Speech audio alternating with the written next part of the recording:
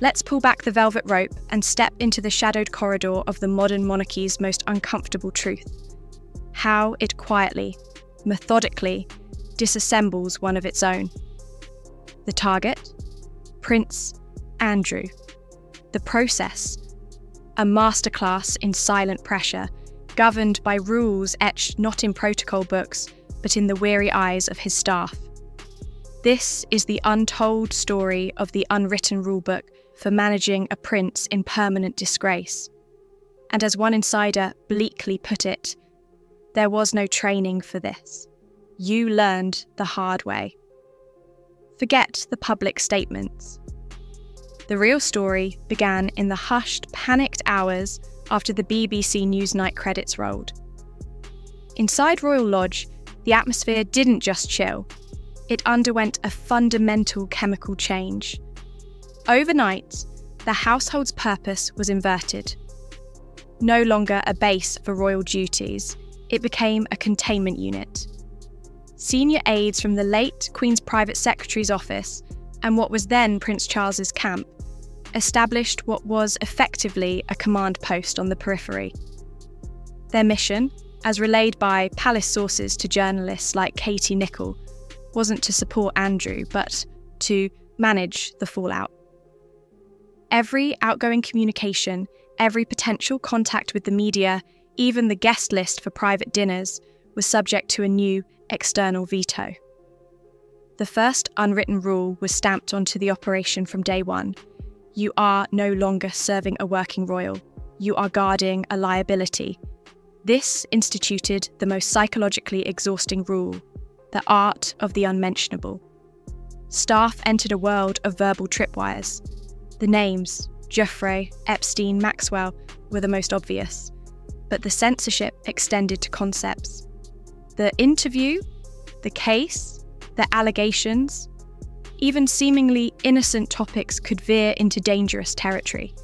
Discussing travel, avoid New York, charity work, don't mention any connected to vulnerable women.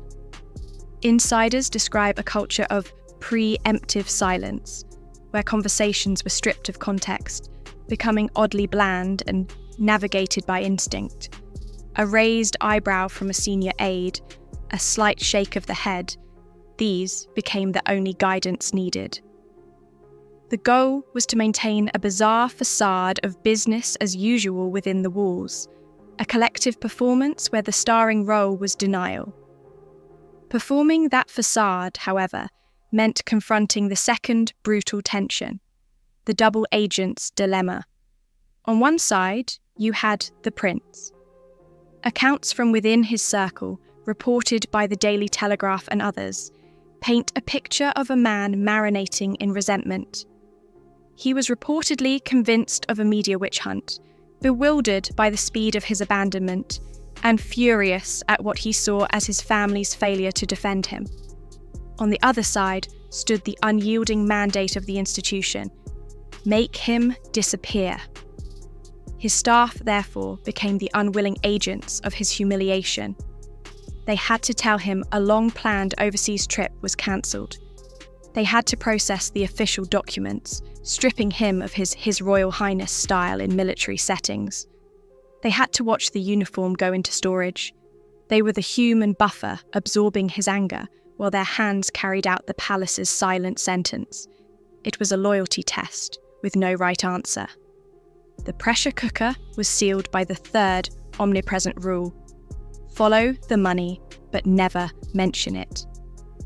The £12 million settlement with Virginia Giuffre wasn't just a headline.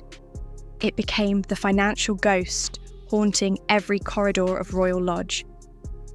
While publicly unacknowledged, the reporting that the late Queen funded it from her private Duchy of Lancaster reserves is considered incontrovertible by seasoned royal correspondents. This act of maternal rescue created a devastating paradox. Andrew was financially saved, yet utterly indebted. For the staff, it translated into a climate of severe fiscal scrutiny. Renovation plans for the ageing mansion? Frozen? Proposals for new household hires? Denied. The message was clear. there would be no more indulgence. The Queen's money had bought silence, not comfort. Every financial request now came with the unspoken question: how would this look if the public found out? The purse strings, once loosely held, were now pulled tight by distant, disapproving hands in Buckingham Palace. This financial leash made the fourth, isolating rule painfully clear: you are on the island alone. The royal firm is famed for its clannish support, but that support is conditional on utility. Andrew, now a reputational toxin, found that support evaporating. Phone calls from other royal offices went unanswered. Invitations to family gatherings at Balmoral or Sandringham became ambiguous, then scarce. His small team watched as the protective bubble of the institution deflated around them. They were expected to maintain impeccable standards of service and discretion, yet they were no longer backed by the powerful machinery of the Lord Chamberlain's office or the savvy press team at the palace. They were loyalists to a cause the monarchy itself had abandoned. The isolation wasn't just Andrew's, it was communal. All these simmering tensions, the silence, the dual loyalty, the financial straitjacket, the isolation, have now boiled over into the final public power struggle, the last stand at Royal Lodge. This isn't a simple property dispute. It is the palace finally trying to write the last unwritten rule into a legal contract. You must become invisible. King Charles's reported demand that Andrew downsize to the smaller Frogmore cottage is the logical, physical culmination of the entire multi-year exile strategy. The King's vision of a slimmed-down monarchy is both financial and symbolic. A prince with no role living in a 30-room mansion with a reported £400,000 annual upkeep, funded in part by a sovereign grant subsidy, is an untenable contradiction. It is a glaring symbol of excess and impunity. For Andrew, holding on to Royal Lodge is the last act of defiance, a refusal to accept that he is anything less than a full senior royal. For his staff, it's another layer of unsustainable limbo, negotiating with the Crown estate, coordinating security for a man whose status is in flux, all while trying to run a household under siege.